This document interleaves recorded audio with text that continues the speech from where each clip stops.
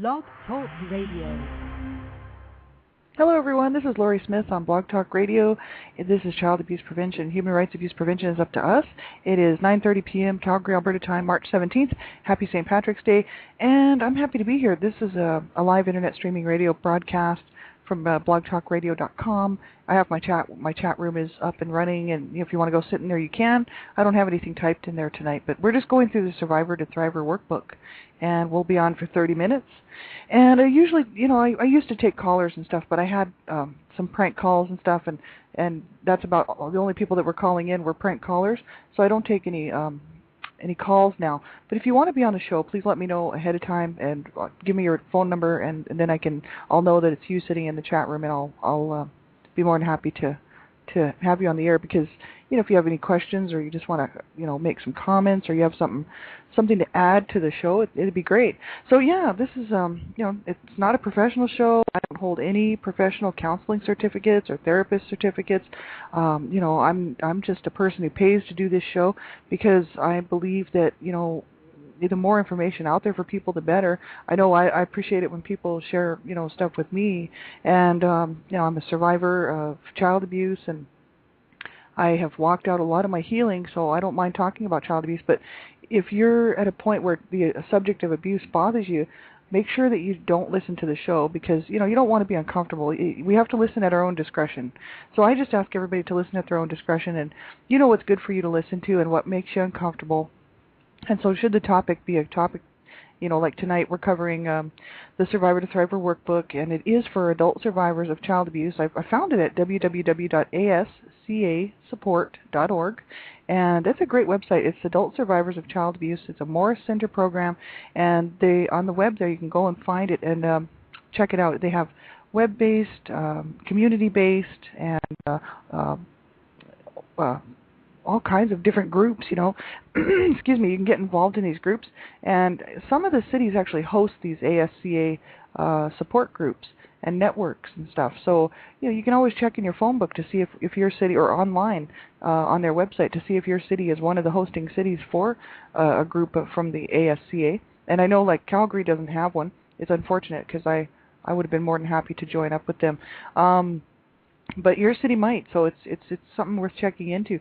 And this Survivor to Thriver workbook is 115 pages long, and we've been covering it pretty much every night for the last 3 weeks or so. And because it's a very huge workbook, and it just really goes into lots of good information for adult survivors of child abuse, and so that's why I'm covering it, because I'm an adult survivor, and I just thought it was so important. It is taking a long time to get through, so I don't know if we'll do the whole thing, but I know I wanted to get to this one part, and maybe even there might be another chapter too that we might do. This is chapter 4. It's called Stage 1, Remembering. And so, if you're a young person who's under the age of 18 or even really young, and you're listening to the show, make sure you have someone listen to it with you, because really the subject of abuse can be very it's very sensitive, and a lot of people get very upset when they hear about abuse, and so you want to make sure that you have someone there to listen to this with you, because you might have questions or be confused about something and then not be able to get the answers, and that's no good. Everybody should become aware and educated on child abuse and what it is, and signs and symptoms, and how to report it, and stuff like that. But I just think that young people, because of the online safety issues for children, I'm a big promoter of child rights, human rights, and I think that children should be protected at all times. And so, if you're a young person, you'd be doing me a huge favor and yourself by allowing an adult to listen to the show with you, like a parent or a caregiver. And I just pray that you have a parent that cares about what you're listening to and what you're doing online. And it's so important. Your safety is number one. And so you want to make sure you have someone listen to this with you, and they can help you, and they can also tell you whether or not you really should be listening to it. So that's what this is really, it's all about child abuse, but it's sort of adult-based, because we're going through a lot of subjects and topics that are sort of sensitive, right? So that's why I just want everybody to be in a good place when they're listening to this. And the website again is www.ascasupport.org, and you can go there and pull this Survivor to Thriver workbook up, and you can follow along, because I'm just reading right from the page. I also throw my own stuff in there, just regarding what I grew up with and what I saw and what I experienced, and how I kind of and how it affected me. You know what I mean? I spent years and years not getting help, not reaching out. That's why on all my shows, this is not to replace professional therapy or professional help. I'm so proactive as far as letting people know that, that we should all get the proper help that we need so we can have a full recovery, so that we can go on to have, healthy lifestyles and healthy lives that we deserve to have and didn't get as a child. And so that's the whole issue. I just think that this information is just as relevant as anything else. And if you haven't survived child abuse, then and maybe you know someone who has, this is also very interesting for people who might have a friend who was abused as a child and they don't quite know how to help them. This could be good for supporters too, right? It's so important that everybody really become educated regarding the issues of child abuse and the the after effects of child abuse on adult survivors. So we'll just go right into it. It's Chapter 4. Stage 1, Remembering, and it's page 65 on the Survivor to Thriver workbook. And I'll just start reading from the top of the paragraph. They said, as explained in Chapter 1, the 21 steps of recovery that you are about to embark on are designed to be adapted to your particular situation and needs. In Stage 1 recovery, your main task will be to acknowledge one of the reasons your life may be unsatisfying or even harmful to you, your childhood abuse. And then begin to regain some self-control and stability by identifying the trauma symptoms that may be left over from your past. Out of this new awareness of the long-term impact of the abuse is born a commitment to recovery. The steps in Stage 1 will help you begin to heal the wounds inside and thus pave the way for changes to be made later on in Stage 2 and Stage 3. So it says, as you begin to reclaim your childhood, you will also need to identify and then moderate the self-destructive behaviors and maladaptive patterns that may currently plague your adult life.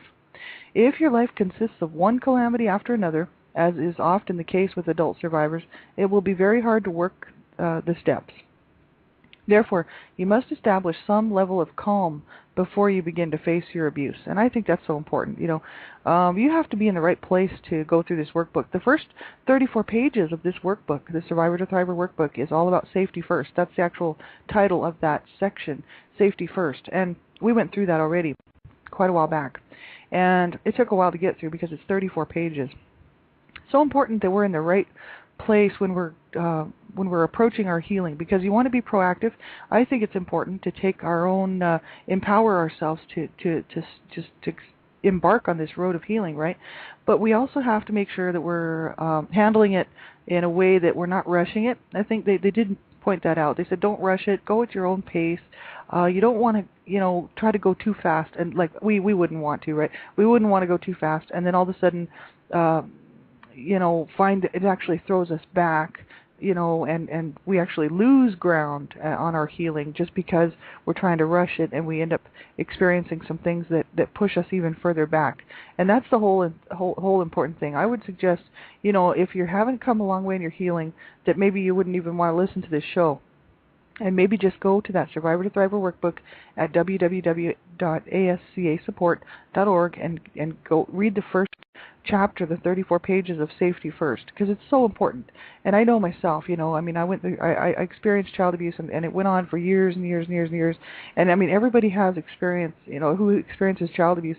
It's all different because we're all different, and the types of abuse are different, and the severity of the abuse, how long it occurred, and they even talk about that a little bit here. So we're all in a different place, and I've had years and years and years to walk through it, and finally, about 3 years ago, I'd say, right around 3 years ago, I just decided, I said, I really, I want to be well. I don't want to end my life. I don't want to self-harm. I don't want, there was so many things I was just sitting there thinking, why am I trying to destroy my life when it's I've suffered enough, right?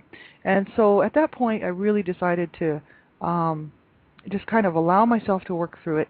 And it just happened. It was really miraculous. It's something that I would wish for everybody, that they would find this peace in their heart, and that they could just, I still have issues. That's why I'm doing this show, and that's why I'm out here doing this. It's because I know how hard it is, And but I'm actually able to face it now, and so I'm in a better place, and so I can do this workbook. I'm sure of it. I don't think I'm gonna have a problem at all. But I know some people might not be in that same position, and so that's why, if you're just starting your healing journey, you want to be really careful about how fast you go through your healing journey. And if the show makes you uncomfortable or if the topics make you uncomfortable, be sure and turn it off, because you won't be hurting my feelings at all. It's all about safety first and getting better and getting healed and getting well and, working through these things, right? We know that it takes a lifetime. And so, but as long as we can manage it in sections that are manageable, then it doesn't seem so overwhelming. So that's why, you just want to go at your own pace, really. So I'll just keep reading here. Stage 1, like stages 2 and 3, can take anywhere from 1 to 3 years to complete, depending on how severely you were abused as a child, how much of the abuse history you remember, and the extent of the emotional wounding incurred. Sometimes the first stage takes the longest, and the remaining 2 stages take less time because you can use the skills and insight developed while resolving the challenging early steps to work through the later steps, the latter steps. Remember that recovery is an individual process, and the pace of which only you can determine. It is essential that you not race through the steps. Find a rhythm that feels right to you, and you want your healing and the changes that grow out of it to last a lifetime and to provide a stable foundation for your new sense of self. So that is so good. That is such good advice for all of us, and even people who haven't suffered with child abuse but just have had some tragedy in their life and tragic crisis and situations that have come up, healing and health issues and just anything that could happen to people, job loss and finances. We have to just move at our own pace and just, take things one step at a time and just learn how to deal with these things and cope with them, right? It's so important. So it says here, how do you know when you are finished with one step and ready to move on to the next? Listen to the voice of your newly developed self, that fair, honest, and objective sense inside you that is growing stronger day by day. Listen to this voice and cultivate its developing wisdom. The voice will signal when you have resolved the task or issue presented by each step. And the step is accomplished if you can demonstrate the task in action with another person, like your therapist or your partner or ASCA members, and thus begin to integrate it into your new self. If you move forward to another step prematurely, simply admit it to yourself and return to the earlier step until you resolve it. Remember, too, that the 21 steps are flexible and that you do not have to work them in a linear progression. You don't have to be perfect in recovery. Pursue your recovery your way, at your speed, but try to keep to the new standards and values that you are creating for yourself. So that's their advice for everyone when they're going through this workbook. So this is just the very first step, even though we've been on this for 3 weeks. It's a huge workbook, and this is just page 66. And step 1, it says, I am in a breakthrough crisis, having gained some sense of my abuse. And that's where they start out at this step 1 point. And so this is all new to me, too, and I haven't had any therapy or counseling, and I've had a few friends who would talk to me about it in my adult life, and I had actually quite a few friends in my youth, not so much childhood, but my youth, my teenage years, where kids knew what I was going through because they actually saw the abuse, and they would talk to me about it. They also, a lot of my friends were abused as well. Not all of them, but quite a few, a handful were also being abused in their own homes. And so we kind of related to each other. We used to rely on each other and listen to each other's stories and stick up for each other whenever we could. And just to try to build some self-esteem amongst ourselves, right? Because we were all so down, And so, as an adult, I didn't really have too many people I would reach out to because most people, when they find out the kind of lifestyle you've led, they sort of just disappear because it's just too stressful for them, and I think they don't know what to say. They don't know how to be that friend. You know what I mean? A lot of times, I think, and it's just too much for them. So I rarely now, after I'd say the last 10 years or so, didn't talk too much about it with anybody. And the one person who was really my confidant, my friend, ended up just telling me that it was just too much and that I was just too much and I needed to seek professional help. And she was probably right. And so, but I didn't seek any professional help. And so that's the thing. It's so important to get help, get into a group, that has some good group support, and or find someone that, if you have someone in your life who's just really there for you and pushing for your healing, but not pushing like too hard, but just saying, oh, I want to see you, well, I would like to help you get through this. I mean, wouldn't that be great if we all had a friend like that? Oh, so true. I mean, it'd be so wonderful. And, because we all need that. We all need someone in our lives that's going to be there for us and, wants to see the best for us. So that's the thing. I just say just keep reaching out. And that's what happened to me. I just started reaching out just about 6 months ago, I'd say last October. And I can't believe how many hands came back to me to reach out to me. And it's made all the difference in my life. Like, it's made all the difference. So I can't stress it enough, to keep just reaching out to people, and you'll find that there is support out there. And if you find some people that aren't that supportive, well, you don't have to talk to them. You don't have to get involved with them. Stick with the ones who are going to be there for you and who genuinely and seriously care and really care. And those people are the ones you want to hang around with and you want to spend your time talking to, because they're the ones that are really going to back you up as you're walking through your healing process, right? So important. And there's all kinds of child abuse survivor groups out there you can join, like Ning groups, different websites and stuff. And those are great, too, because there's all kinds of people on there who have suffered through similar things, and they know what it's like to suffer, and they just want to help, and even just to be an ear. They might not even have the right advice for you because they might not know, but they're there to listen, and I think that's just so important, right? So we'll go ahead and start with this first section here. Step 1, I am in a breakthrough crisis, having gained some sense of my abuse. For many survivors, this first step represents the first sign that their past has caught up with them. Survivors at this point often experience a breakthrough crisis. Something happens to release a flood of old memories, feelings, and even physical sensations of the abuse. Although this crisis does not necessarily destabilize all survivors, for many it can be the most harrowing time in recovery, and it often provides the impetus to finally face the past. And it says, for those of you who experienced less severe abuse, the breakthrough crisis may manifest itself not as a new crisis, but rather as a low-grade, perpetual state of disorganization in which everything that can go wrong does go wrong. This reinforces your anxiety, depression, and shame, all your worst feelings about yourself.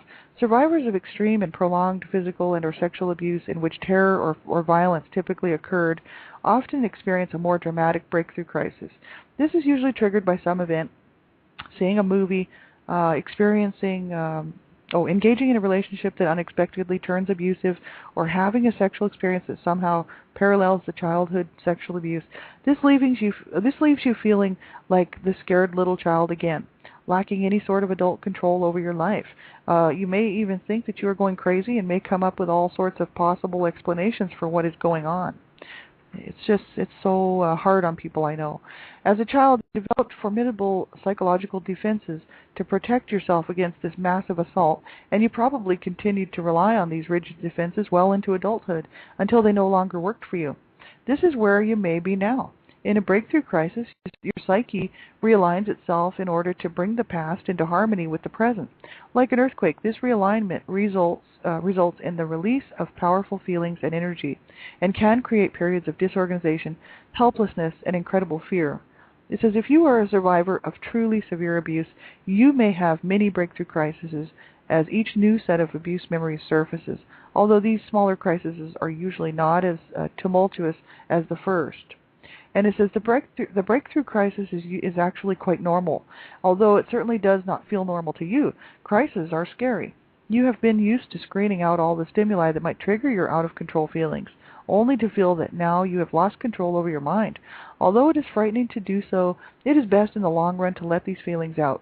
Rest assured that this is a temporary experience which will gradually subside as you express feelings and develop a more flexible type of control over your life. Although the breakthrough crisis is normal, you should take special precautions during this time to preserve your safety and to promote healthy integration of these memories and feelings. Anyone is vulnerable in a crisis, and there have been reports of survivors attempting suicide or engaging in other self-destructive behaviors in response to the crisis. Remember that the Chinese definition of crisis translates to danger and opportunity. Your task during the breakthrough crisis is to minimize the danger to yourself by reaching out for help while riding the tidal wave of feeling safely into shore. And, that's, I mean, anyone who's suffered from any kind of child abuse knows that it's like a tidal wave. It's a bumpy road. You know what I mean? You have certain things can just trigger you, and then it's really hard to deal with.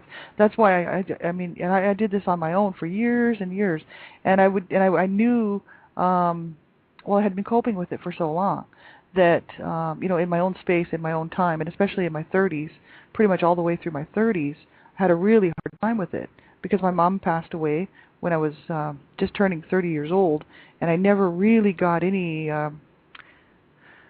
She was my abuser, and really mainly my dad some too, but mostly my mom. My mom was a vicious woman towards me, and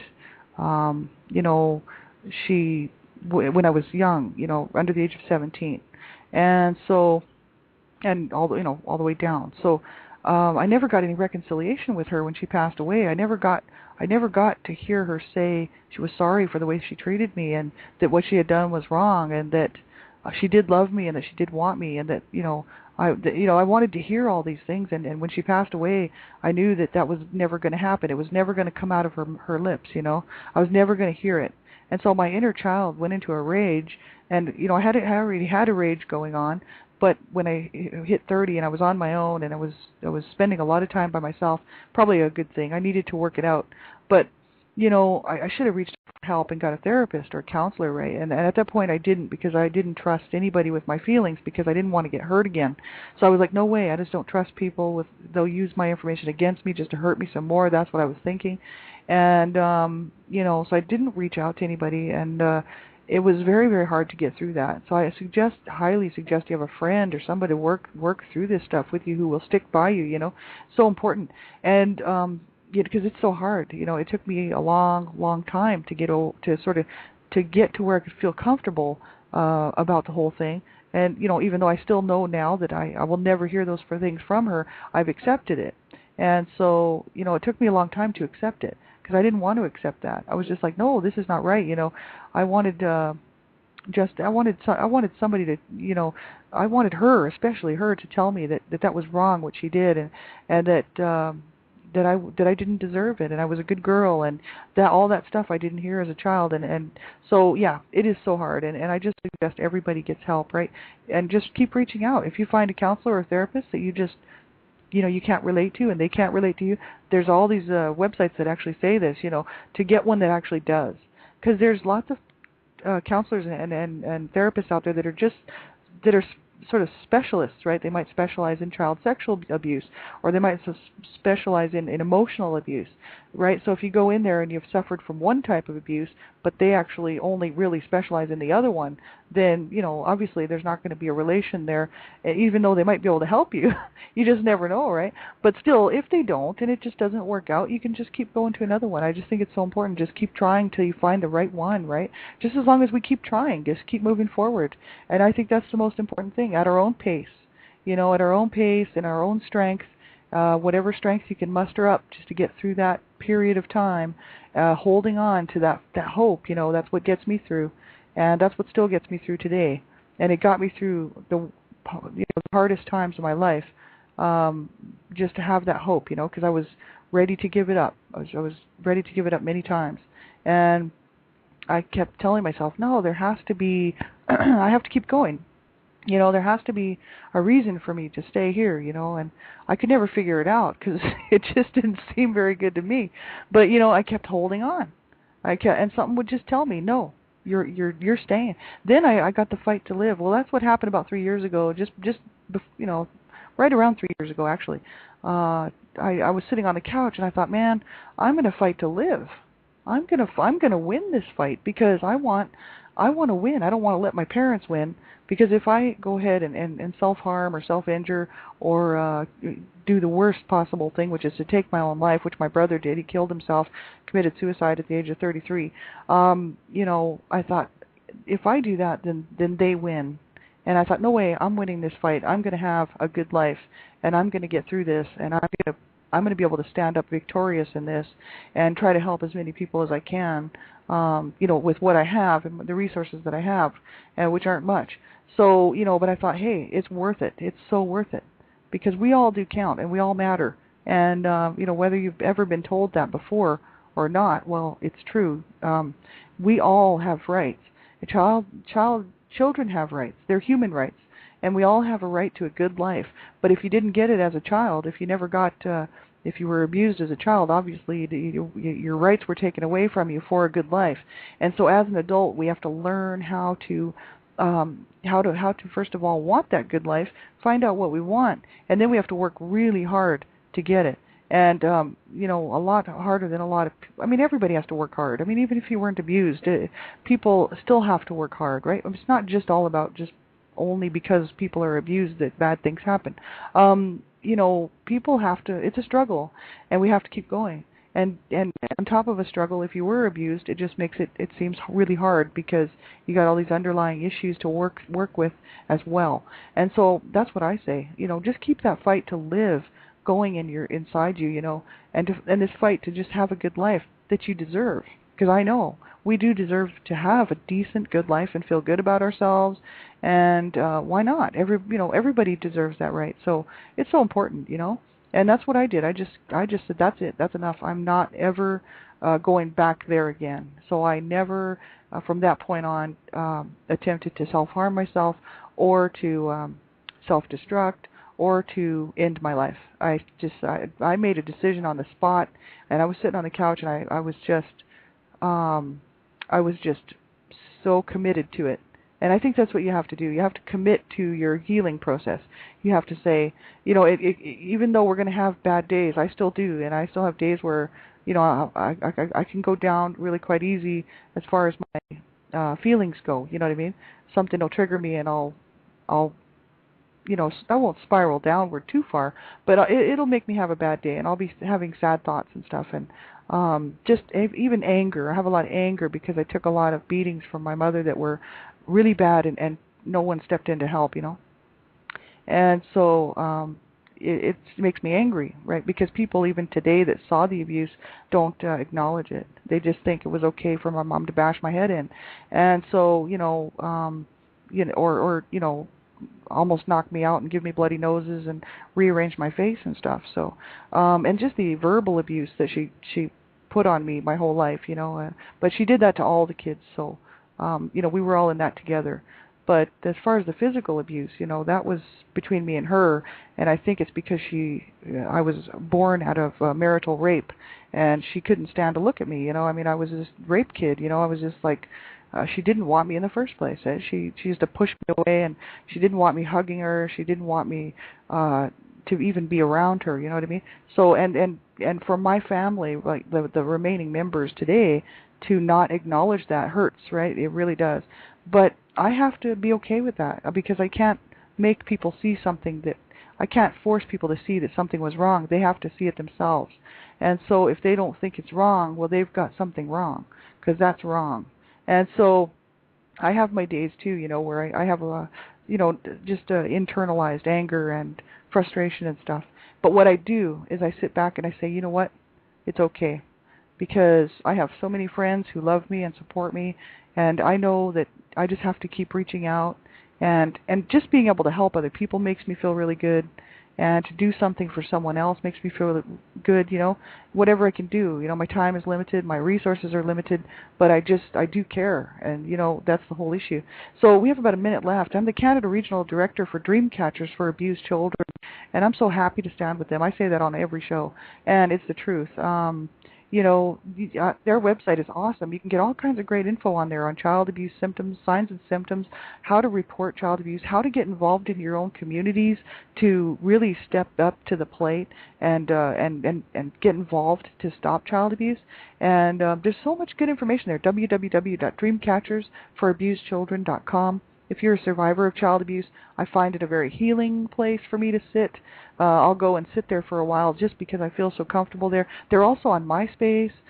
There's all the links are there on the website. You can catch all the links to LinkedIn, Facebook, Twitter, everywhere. They're just everywhere, and it's awesome. I love it. I'm so happy. And so, I just advise everybody to check out their website. They have a free PDF download. It's called the Child Abuse Handbook, written by Donna Shear, the author, best-selling author, and president of Dreamcatchers for Abused Children, Donna Shear, and CEO and founder of Dream Catchers for Abused Children, Sandra Dawn Potter. They wrote that. They wrote a bunch of books together. Go check it out. It's wonderful. It's a great website. www.dreamcatchersforabused.children.com. And take care, everybody. I think Friday night we'll go on with the self-help part, and then from there professional help, and then step 2. That's probably all we'll be able to cover Friday night. So take care, everybody. I'll be back on tomorrow morning, 5:30 in the morning, one child abuse survivor to another, 5:30 Mountain Standard Time, for 15 minutes, just a quick chat. And you guys take care. Keep reaching for that hope. Keep that hope alive. Keep walking it out. We do count. We do matter, and you matter to me. So I want you to be well, and I want you to get the life that you deserve to have, which is to be good to yourself, and to treat yourself right. Because as children, if we weren't treated right by our families and our parents, right, we deserve to treat ourselves right, and for others to treat us right. So make sure you get some help and just keep reaching out. And you're all in my heart and in my prayers. Take care, everybody. Bye bye.